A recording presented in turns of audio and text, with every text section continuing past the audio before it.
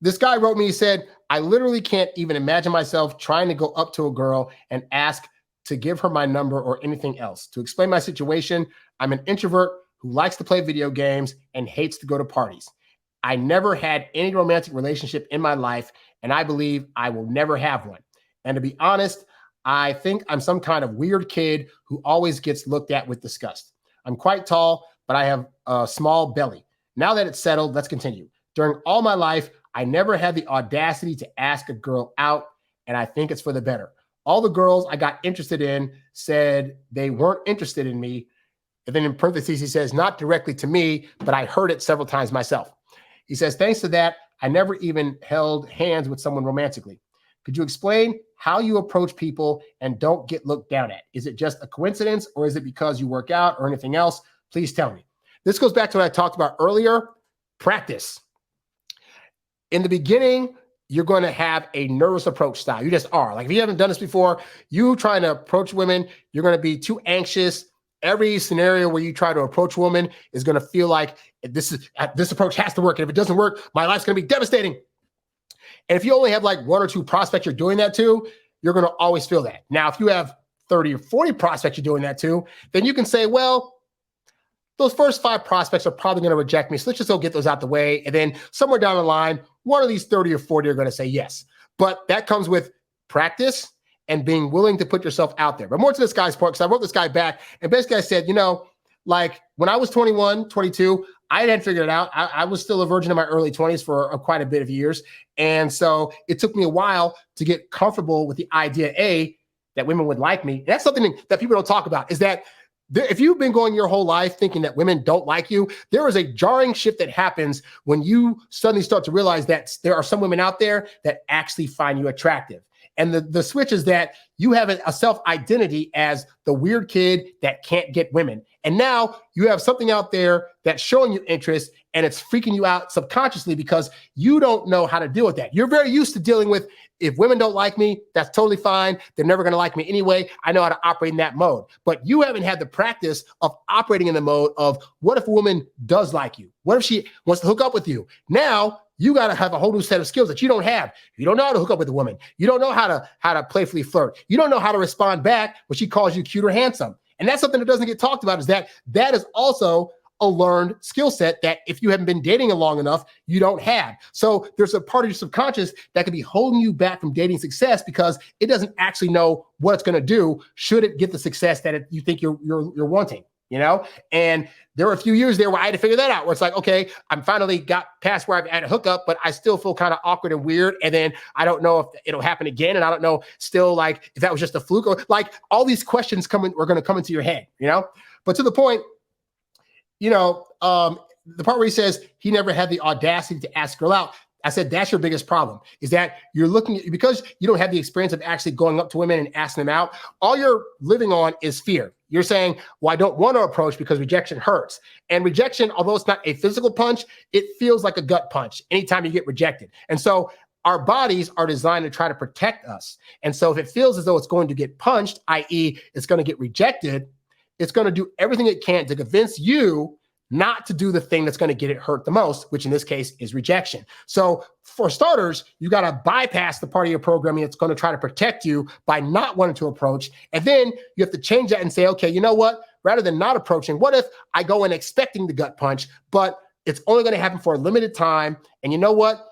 I have to get through like 30 gut punches to get one date. Is it worth it? Then you go into a scenario where your brain shifts to where you almost anticipate and look forward to getting rejections, as long as it's going to get you to your end goal. And that also comes with not putting any one particular woman on a pedestal, because in the process of this, you're going to approach some women that you wish to God would work. And you have to go in knowing that there's a really high chance it's probably not going to, but if this one doesn't work out, there's a better one down the road. So if you want to get down the road, you got to go through this woman, through this woman, through this woman. You got to hear no, no, no in order to eventually get to where you want to get. And I started approaching it that way in college. Like I had a whole thing where I was like, okay, when I was like 20, 21, I was like, you know what? I've gone 2 years of college now. I've had no dates. I got to get out of this funk. I got to like put myself out there more. And I said, okay, you know what? I have some women that I know around campus, either just in passing or associates or whatever. I'm going to ask out like 10 women this week. and I expect to get 9 no's. But I'm thinking if I ask out 10 women, inevitably, at least one's got to say yes, right? So I said, I'll just try it out. So I'd go to women, and when I'd say, hey, so I want to start going on dates. I need some practice. Would you be open to going on a date with me so I can get some practice in? That was my whole spiel. So I figured if I say the practice, then they'll at least say yes. So I did that to the first girl, and she said no. She said no, she didn't want to do it. But she was very nice. She said, oh, no, I got a boyfriend or whatever, this blah, blah, bullshit, bull crap. But thank you. It was really nice. So the first thing I learned was like, okay, that rejection, I didn't like the no part, but she said it nicely, so I don't feel like it was too bad of a gut punch. And then the next 3 girls I asked out, same spiel, hey, I'd love to take you out. I'm trying to practice dating. Can I take you on a date? All 3 girls said yes. And I was shocked. Now, fast forward to in my late 30s, I had a friend of mine move out here that stayed in the dorm where I went, where most of the girls that I hung out with were. And she told me that, yeah, a good portion of the women in that dorm had crushes on me. And I had no idea. Why? Because I couldn't see it. But also because I wasn't approaching any of them. I wasn't putting myself out there to let it be known that I'd be willing to date them. And so, but that whole asking for dates thing taught me that, oh, so a lot of this rejection that I think I'm going to get is in my head. Like the women that I thought were going to reject me across the board said yes to dates. So the only thing that was preventing me from getting dates with these women in the first place was me. I wasn't making the approach. I was nervous. I was apprehensive, and I wasn't asking for the dates. And if I had just asked for more dates in college, I would have dated more women. But that's not how my dating life ended up in college, right? But I got better later. But the point is that, yeah. So I said to this guy, go out there expecting rejection, but also be prepared to be surprised that you're not going to get rejected nearly as much as you thought if only you would put in the time to realistically do that. And also figure out a way to approach women that's not going to be overly brash. Figure out ways that you can approach them in a respectful way, and that you can talk to them. You can ask them, hey, I'm trying to find directions to this place, and lead that to a conversation. Like, I think, especially if you're like a so-called recovering nice guy, I think a lot of it stems from we don't want to be the jerks. And we see so-called jerk guys approach women in all these ways that we find like heinous and not respectable.